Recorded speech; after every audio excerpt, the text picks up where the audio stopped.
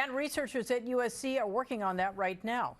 And for the first time, they're showing the NBC4I team their groundbreaking work using virtual reality to design safer buildings. And investigative reporter Lolita Lopez put herself right in the middle of it. So I'm immediately in a cafeteria. I can see the pizza boxes on the table. There's about 25 people in this room. Inside this virtual space, something is about to happen.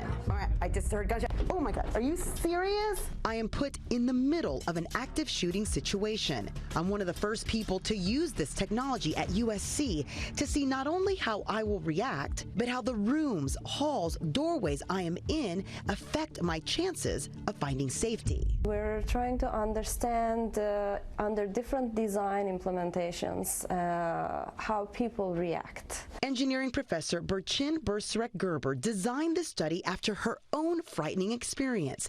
While traveling for work, she started getting text messages that her kids in Los Angeles were placed on lockdown at their elementary school. I remember those 10 seconds were the longest moments in my life. Thankfully, it was a false alarm, but it scared her enough to want to do something. I cannot change laws, but I know buildings. She assembled a team and this virtual reality technology analyzing people's instincts. In our pilot research, we realized that if I am a participant and I look at this direction and everybody's running to that direction, I also do the same. But if I look at the other direction and people are hiding, my intuition is also hiding.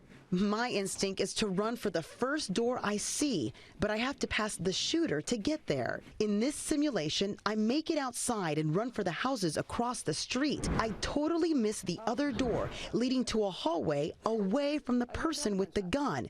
It all takes less than 20 seconds. And I kept hearing the shots, so I just kept running. Security expert Errol Southers is working hand in hand with researchers. He walks me through this real-life hallway describing potential problems. So this room is extremely problematic because you've got a floor-to-ceiling glass window. So you've got no cover, you've got no concealment. And in the scenario that you guys are doing with this project, what would be different? So we'd have two options here. The first option, if you're building a new building, is this is solid. The other option is we actually frost the glass. Got it, so you can't really see through. Exactly. All right, Errol, we're in a completely different hallway. What do you like or are concerned about in this one? Well, the advantages to this hallway are really incredible. You've got doors that can be locked. They don't have any windows. They're staggered. So from a shooter's perspective, he's got to either try the doors, each one, go across the hall. It slows him down, gives you cover, gives you concealment. You're protected. And making sure we're all protected is their goal. How can we design buildings that do not hurt their occupants in cases of acts of extreme violence?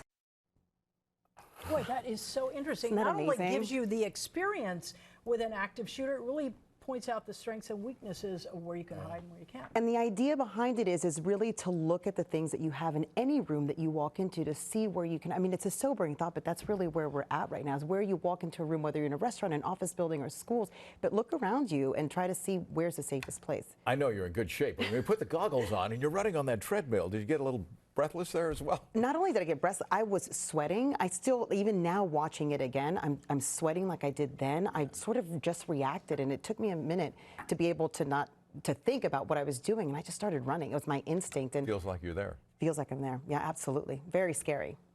They'll have people doing this on a regular basis when they get hired on now. Yeah, absolutely. And the idea is to look at different scenarios, what's best and what makes the building the safest for the folks inside. Thanks. All right, Lolita, thank you for that.